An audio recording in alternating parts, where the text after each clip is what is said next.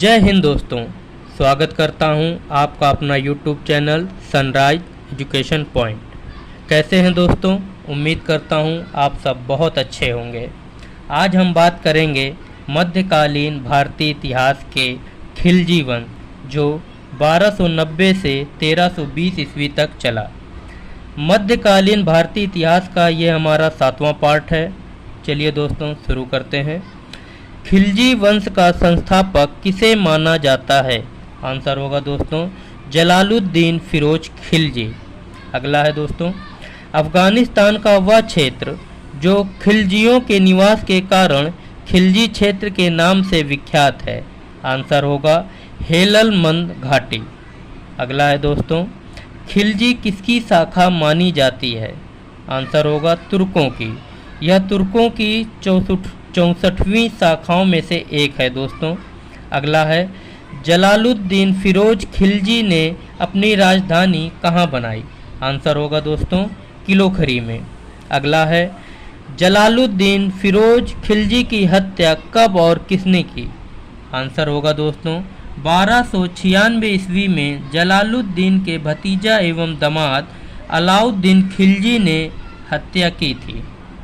अगला है दोस्तों, 1290 में जलालुद्दीन ने अलाउद्दीन खिलजी को कौन सा पद प्रदान किया था? आंसर होगा दोस्तों अमीर ए तुजक। अगला है दोस्तों, किस अभियान के बाद अलाउद्दीन की सुल्तान बनने की इच्छा प्रबल हो गई? आंसर होगा दोस्तों देवगिरी अभियान। अगला है दोस्तों, जलालुद्दीन फिरोज खिलजी के समय 1292 में किस मंगोल नेता का आक्रमण हुआ? आंसर होगा दोस्तों हलाकू के पौत्र अब्दुल्ला ने आक्रमण किया था 1292 में जलालुद्दीन पर। अगला है दोस्तों, दिल्ली सल्तनत का प्रथम शासक जिसने हिंदुओं के प्रति उदार नीति अपनाई? आंसर होगा दोस्तों जलालुद्दीन फिरोज खिलजी। अगला है दोस्तों, जलालुद्दीन फिरोज खिलजी की हत्या कहाँ हुई? आंसर होगा दोस्तों कड़ा मानिकपुर जो इलाहाबाद के समीप है। अगला है, अलाउद्दीन खिलजी दिल्ली का सुल्तान कब तक रहा? आंसर होगा दोस्तों 1296 से 1316 ईस्वी तक। बात करेंगे दोस्तों अलाउद्दीन का मंत्रिमंडल। पहला है दीवाने वजारात, जो वजीर होता था उसे दीवाने वजारात कहते थे अलाउद्दीन के मंत्रिमंडल में। अगला है दोस्तों दीवाने इंसा, यह शाही आदेश पालन कराता था दोस्तों। अगला है दीवाने आरिज, यह सैन्य मंत्री होता था। अगला है दोस्तों दीवाने सरातल, यह विदेश विभाग देखता था दोस्तों अलाउद्दीन के मंत्रिमंडल में।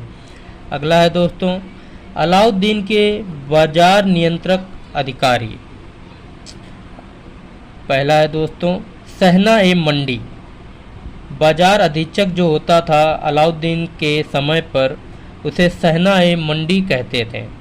अगला है दोस्तों दीवान ए रियासत, इसे बाजार नियंत्रक का काम था दोस्तों। जो बाजार नियंत्रक का काम देखता था उसे दीवान ए रियासत कहा जाता था अलाउद्दीन के समय पर। अगला है दोस्तों सराय अदल, यह न्यायाधिकारी होता था दोस्तों। अगला है बरीद ए मंडी, यह बाजार निरीक्षक होता था दोस्तों। अगला है मुहैयान, यह गुप्तचर होता था अलाउद्दीन के समय पर। थैंक यू दोस्तों watching for my video. Thank you. जय हिंद दोस्तों, मैं अमित कुमार स्वागत करता हूं आपका अपना YouTube channel sunrise education point. कैसे हैं दोस्तों? उम्मीद करता हूं आप सब बहुत अच्छे होंगे। आज हम बात करेंगे मध्यकालीन भारतीय इतिहास के खिलजी वंश जो 1290 से 1320 ईस्वी तक चला। मध्यकालीन भारतीय इतिहास का ये हमारा 8वां पार्ट है। चलिए दोस्तों शुरू करते हैं। पहला है हमारा, दिल्ली सुल्तानों में किसके पास सबसे विशाल सेना थी? आंसर होगा दोस्तों अलाउद्दीन खिलजी के पास। अगला है दोस्तों, अलाउद्दीन के बचपन का नाम क्या था? अली गुरसाप्स। अगला है दोस्तों, घोड़ा दागने एवं सैनिकों का हुलिया लिखने की प्रथा की शुरुआत किस शासक ने की थी? आंसर होगा दोस्तों अलाउद्दीन। अगला है, अलाउद्दीन खिलजी व्यापारियों को नाप तौल बेईमानी से रोकने के लिए उन्हें कौन सी सज़ा देता था? आंसर होगा दोस्तों शरीर से मांस काट लेने की सज़ा। अगला है दोस्तों, पद्मावत किसकी रचना है? आंसर होगा दोस्तों मलिक मोहम्मद जायसी। अगला है दोस्तों, पद्मावत के अनुसार अलाउद्दीन का चित्तौड़गढ़ पर आक्रमण का क्या कारण था? आंसर होगा रानी पद्मिनी को प्राप्त करना। अगला है दोस्तों, अलाउद्दीन खिलजी के आक्रमण के समय चित्तौड़गढ़ का शासक कौन था? आंसर होगा दोस्तों रतन सिंह। अगला है, अलाउद्दीन ने चित्तौड़गढ़ पर अधिकार कर उसका नाम क्या रखा? आंसर होगा खिजराबाद। अलाउद्दीन ने चित्तौड़गढ़ पर विजय प्राप्त करने के बाद उसका नाम बदलकर खिजराबाद रख दिया। अगला है दोस्तों, देवगिरी का वह शासक जिसे अलाउद्दीन खिलजी ने राय रायान की उपाधि प्राप्त की? आंसर होगा रामचंद्र देव। अगला है दोस्तों, मलिक काफूर को कौन सी उपाधि दी गई? आंसर होगा दोस्तों ताज उल मुल्क काफूरी। अगला है दोस्तों, अलाउद्दीन खिलजी के दक्षिण विजय का श्रेय किसे जाता है? आंसर होगा मलिक काफूर। अगला है दोस्तों, दक्षिण में मलिक काफूर ने सबसे पहले कहाँ आक्रमण किया? आंसर होगा दोस्तों देवगिरी। अगला है दोस्तों, मलिक काफूर को किस विजय के दौरान 1000 स्वर्ण दिनारों से खरीदा गया जिसके कारण उसे 1000 दिनारी भी कहा जाता है? आंसर होगा दोस्तों गुजरात विजय। अगला है, दिल्ली सल्तनत का प्रथम सुल्तान जिसने दक्षिण भारत में विजय प्राप्त की? आंसर होगा अलाउद्दीन खिलजी। अगला है दोस्तों, अलाउद्दीन खिलजी द्वारा निर्मित इमारतें कौन कौन सी हैं? आंसर होगा दोस्तों पहला है हमारा जमायत खाना, यह हमारी एक मस्जिद है। अगला है दोस्तों अलाई दरवाज़ा, तीसरा है सीरी का किला, चौथा है हजार खंबा महल। अगला है दोस्तों, कोहिनूर हीरे को किस खान से निकाला गया था? आंसर होगा गोलकुंडा। अगला है दोस्तों, वारंगल का वह शासक जिससे मलिक काफूर को कोहिनूर हीरा तथा भारी मात्रा में धन दौलत प्राप्त हुआ? आंसर होगा मित्रों काकतीय शासक प्रताप रूप रुद्रदेव। अगला है दोस्तों, दैवी अधिकार के सिद्धांत किस शासक ने चलाए थे? आंसर होगा अलाउद्दीन खिलजी। अगला है दोस्तों, किस शासक ने सबसे पहले उलेमा वर्ग के प्रभाव तथा मार्गदर्शन ने स्वतंत्र होकर शासक किया? आंसर होगा दोस्तों Alauddin Khilji. Thank you watching for my video. Thank you.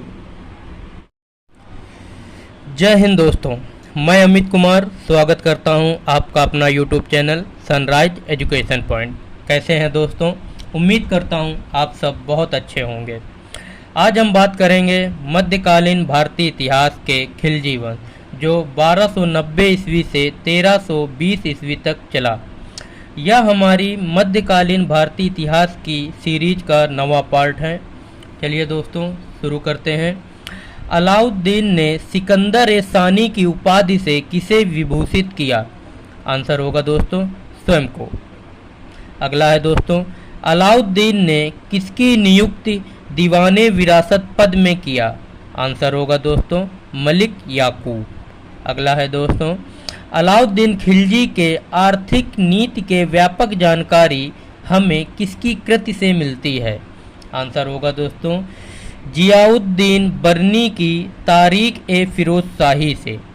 अगला है दोस्तों, किसके सुझाव पर अलाउद्दीन ने अपनी प्रारंभिक इच्छा एवं नवीन धर्म चलाने की तथा विश्व विजेता बनने का त्याग कर दिया?